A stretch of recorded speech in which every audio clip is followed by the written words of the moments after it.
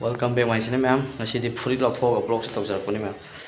Hello. Waro bigano ma'am. Ai je iru jaram dai ko. Iru jaram dai ge full log thok ta mi hek thok dana vlog si je hek tha da ya dam ni vlog sa tawjar ko ne. Aro sam no ma'am ngasi ge vlog si kai vlog no ha ga di sak sana bagi oi de ne do yam thina nu si ba sak sana bagi vlog ne ha ta kai gi namakta yam thina nu si ba oi no ha ga di imanaba ai yam thina nu si ba taw taruk taret kha lei ai tare ai boarding da 10 hamina gi ba 2017 gi ps ai tare ko adu gi oi de ne do kui da bai tung da hojik thawai ngang taw na ba army oi bai imanaba ma thawak sang jingai ni ma oi na sinba chalen oi de ne do aina sinja bane ko location di amu ai gi da oi da aina silaga ju ai gi na mu nganu gi keno sina aina mu sin bai tare na nganu oi pachara ke nganu la bang ga mong ga hojik ayu ni mon da lei chara ke do ai ju tenga da du ha chara ke dukan da mathang khata na video se yeng mina se ngasi ge vlog se dum nungai ga ne khale imana ba cha ba phaw bang ta ne ta ai di chak sa na ba khudi mak ta do paisa mang ma ta ne aduna paisa horen di mang da na ba khara taw jar ke ngau ba khara sa jar ke ai ta dum mathang khata na yeng se mya let's go Sabas! Em nganu utringai ko ai gi ngasi gi dress da le ko ye samwa gi khumuk lai le ko and sunscreen adai furit ko chi chena ai gi serau gi pibi ko furi o ne si ko thank you se ngasi sanga jara ke si lai le ai nganu jara ke me ma di camera khon jara ke dish em khoi maning da ni ko si lai le nganu du o si lai le da na si da lai le mau cái gì đây sao mà cái gì đi tới yang sao anh em mà gì nè hai bên một con sẽ hàng to kìa nhà xin một thau tổ đi thế này các bạn đi buồn ngoài đi bộ có đi nói khang rồi đâu có đi không nè nganu sụ chơi đây quoi sudah mending dia lagi orang mau ngarang mang nuai nama roy kayak gini aja dia orang yang kangen cau tahu nih bakok nomor ni masa nomor ni kata na video yang minus mayam ai mana pada tang phone tu jadi ai user nama tahu ke aduga cat bagi matek antang hapsara ke atau kan direct koi ni sana doi mapam tu mana ba lem pam dah tare sana pata ni mayam tak viral sakit ba koi ki se susmitan album nang ki ba part to adu johane ujar ke yang mina se thamna hekpa khotpa dagi di chapi khopi askang ninga sidi yam thina nungai na ta ngasi vlog se adi yang mina se mayam adu di ai iru cha thogi ge makha ta ni mina solution bol re ko ai na chak chana basala ga di ai speaker pu da ya de koi si to ga su dum speaker thang to ka nai ta re do sana pat ni sana doi si sana pat ko speaker lai re khwai maru to sa sa re nganu ani labam ne ngom ne adu di ma bai hai to ge horen mateng dum usara ge imana bo ge do ngai le ra ngasi di ai mana bai hat kai ba soi dre tang yemina se ma ke na to ge apo gam le ye salak ki masan salak thi ko lai salak thalak lai de ha thabi je ki jing kai ta kya no ki ji ta kya no kumpo ki ji ma khan to ambi aduh di kiji mah sih ada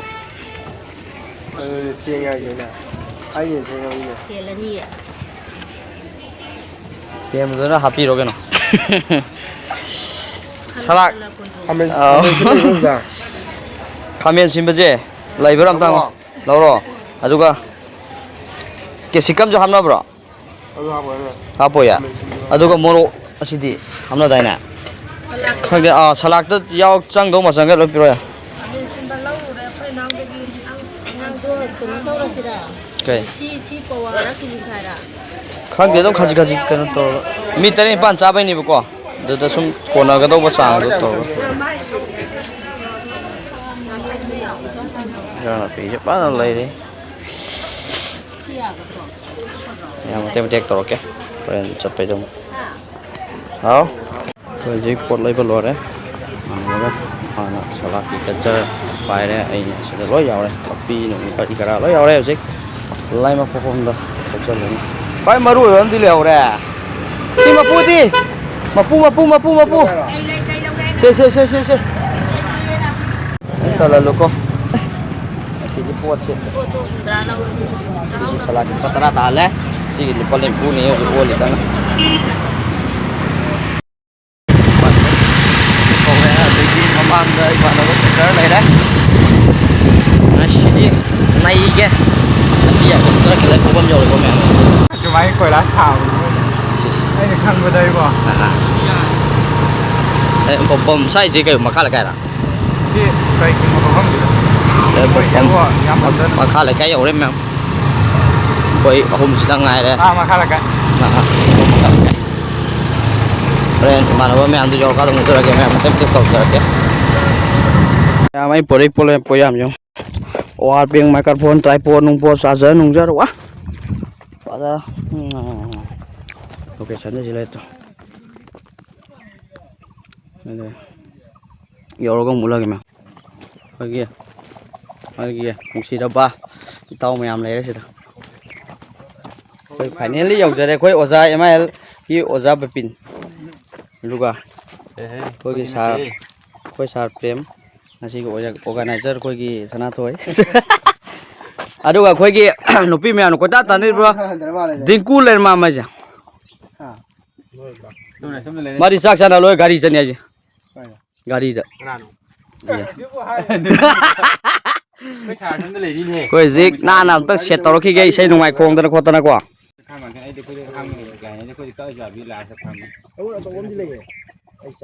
Pemanda.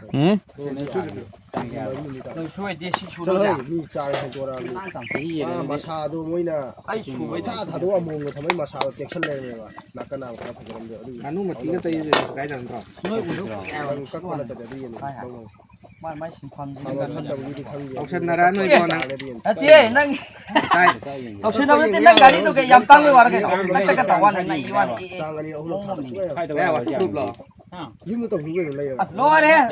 oi asi laimi na ba ma gi na ba kui na ba laimi na ba yaw ko water pump na ti to lupa samia khai ni to Mata ru ta bro. ho ge ta man adu ge style ka to khan na ali sing ani um bi ba gari ge sa sang wi ka mra ina adu go mai zo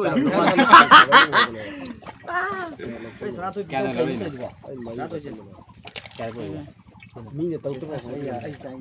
có cái nâng vào cái mà không có đúng dạng ấy Na rồi da ko na ya. koi bai gi sao wi di ma ti ka ba adu yin nang sang ke thamak phau bai gi ko ko yam lum ne ba sao ba yaw ba ta man nam pak có thứ gì thì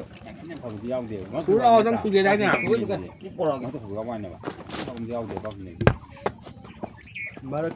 marak ki sum kauna ba ni kan pa ni tara mo kan cái này gì adu yam wang na kauna ni lo ni lo nó đi phải giàu ko ba chung mo kauna ya ga bi các bác xin đi lupa đi xin mang ngã một cái đầu đi cha lắm nên đây mangam ki ka mong ki kauna he akhoi adum kauna ni mangam ki dum kauna đâu giao ấy giao giao ito na ko ba chung na di tra nga kun mau gi manung ni dum kauna ni ko đây những con này bạn moro ka yong ai ne ko dai ai di ko na do giờ lên đi ăn được con nó đuổi cái yen ni da ma le ya di ko nga ko Sing ti lang ko tao lam chân. yen taru ka yang ni em mà rồi sang cha biết rồi ma ata ka mo kauna ni tau do yen no kup pi thì cái gì về lên xả tim lì này không đâu về còn cái mà chuyện về lên xả tim lì thì cũng sẽ làm điều là giờ lấy về để đi nào vào cái khai điểm đi Ha. Ha. Nan dong tro. quang chỉ lấy nó sẽ đang thủng đó cả ah chi ka mai to yam lai nai he sala sanu yo mo bai sanu ma mo le alle sei cái bằng chưa nhưng có nam cứ phải adu na ni ma na zung ko to ga ni to bằng cái đó ai gi na tra ba na ai de ye ma ri o zai ni mua mắm bụi o zai to ba ji ko ngali to Kita kan dari apa dia. ta ga ko ji ji na muốn có vậy đấy muốn giúp cậu là nên cái cậu là một giờ hai kia bạn à thì cô ấy đâu đâu wala ki no lai ai wa ri je yen gi ngatan amum le mix lai tra ba mua mắm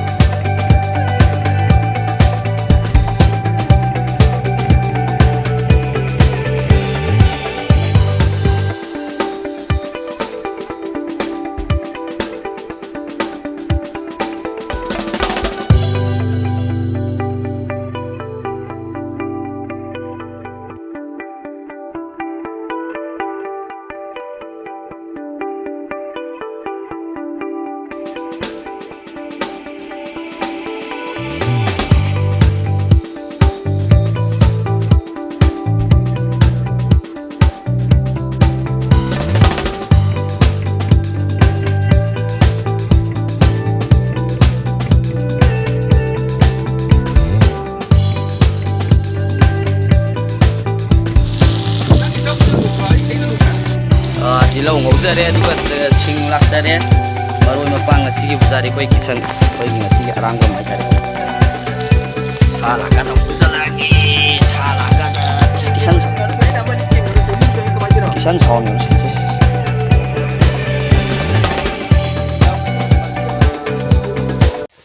ꯀꯩ ꯇꯤꯟꯅ ꯀꯩ ꯍꯧꯖꯤꯛ swing cook ꯃꯁꯥ ꯂꯥꯛꯑꯦ ꯃꯀꯣꯛꯅ ꯃꯔꯨꯅꯤ ꯍꯥꯏꯌꯨꯅꯦ ꯅꯪꯃ ꯃꯊꯨꯟꯅ ꯃꯅꯤꯡꯅ ꯃꯔꯨꯅꯤ ꯁꯤ ꯂꯩꯔꯦ ꯇꯣ ꯃꯊꯨꯟ ꯁꯤ ꯂꯩꯔꯦ ꯃꯊꯨꯟꯅ ꯃꯔꯨꯅꯤ ꯄꯨꯂꯞ ꯍꯩꯊꯖꯕ ꯁꯤꯡꯁꯨ ꯀꯟꯅ ꯌꯥꯡꯖꯕ ꯑꯗꯨꯒ ꯃꯊꯛꯇ ꯁꯤꯁꯦ ꯑꯁꯤ ꯀꯧꯇꯥ ꯑꯃꯨꯛ ꯁꯨꯝ ꯊꯝꯖꯤꯜꯂꯨ ꯊꯣꯛꯒꯗꯧꯔꯒꯦ ꯚꯥꯏ ꯑꯃꯨꯛ ꯊꯣꯛꯒꯗꯧꯔꯒꯦ ꯉꯝꯃꯔꯣꯏꯗ ꯑꯗꯨꯝ ꯍꯥꯏꯌꯣ ꯑꯗꯣ ꯀꯦꯃꯦꯔꯥꯃꯦꯟꯒꯤ ꯃꯆꯥ ꯑꯃꯇꯪꯗꯤ ꯄꯤꯕꯤꯔꯛꯄ ꯀꯩ ꯀꯥꯏ ꯃꯁꯥ ꯅꯥꯟꯅ ꯅꯥꯟꯅ ꯀꯩ ꯆꯥꯅꯤꯡꯉꯦ ꯀꯝꯕ ꯃꯁꯜ चलेगा चलो चलेगा मधु मधु चा चलो मसल अमतंग खाएगी कनो मोरोक खरा साव मालिना मोरोक साइ कवै खरा साव मालिमोन कइनो मही हाबरोय दब्रो हाबतैन पथरा हाब जायराबा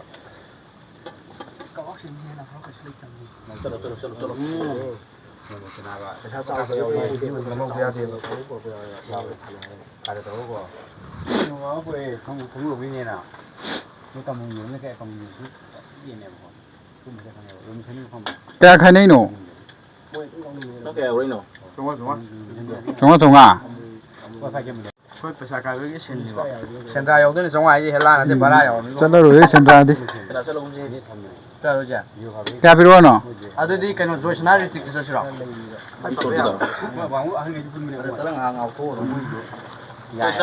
यार खाला नो यार के कोई जी अंगो बता रे लोथो को है कोने अन्ना अले कोई ने तो साथ ही में अंगो बता रे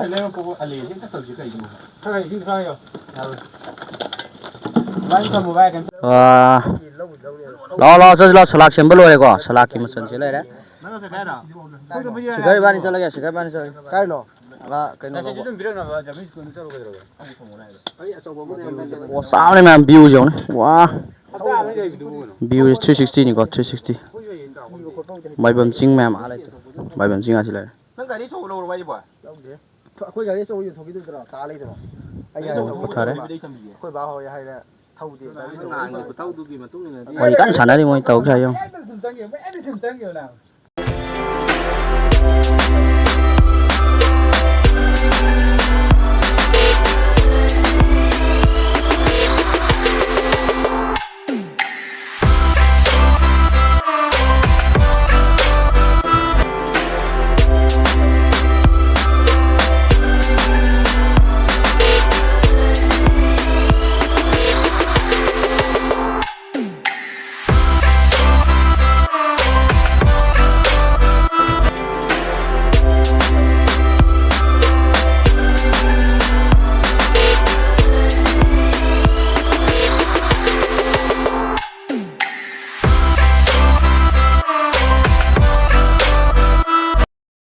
मैम जी साग तो को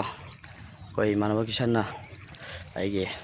केजी यामनबा कोई नमचा मना थमना तपीरपने हादि सनापात चलगदि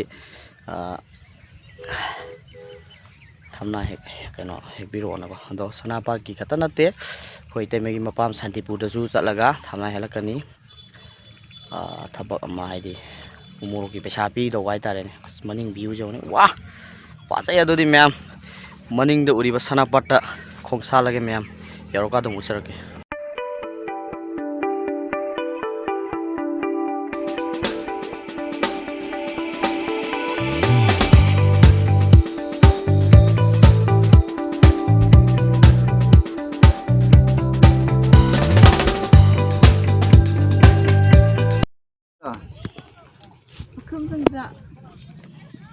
मैंने कहीं तुम काफ के छीन number calf लुको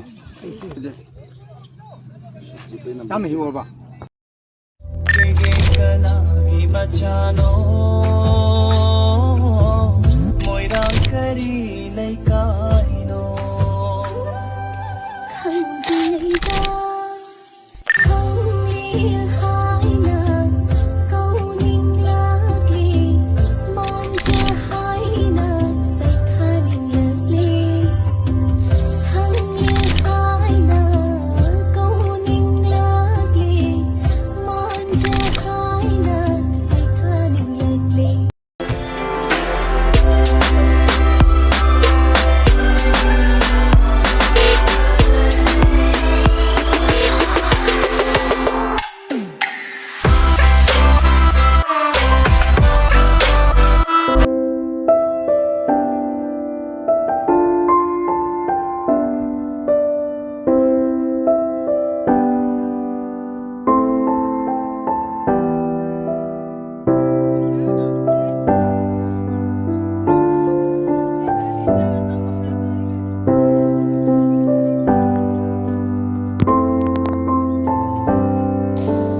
Yaudiko. Kau bukan terkait video. Lah segi maninggi tu piu bisini na target tu bisini. La tu piu pinang lah. Namanya juga hal ya, senapa tadi toleh gua, senang tambah kayak koi tharo mari, thamsiet, thamna, lagi atai ahen atopa, ayam bah hen bah tar ini, koi free dah, tadi gua, sengaja pak mau yang maning dah. Mayam kena tore, tapi man number tak punya tu pipiram tu mayam, orang blog sida hapsar ya. Masak fazaba, nanti fazaba itu, mayam komen dah biram mo, masak fazaba ni. Maming happy hajar ke blog situ tunggu anju kau how do you do ada nih mem masih blog saya tentang saya terus saya ke mem matang ini blog untuk channel saya bye bye.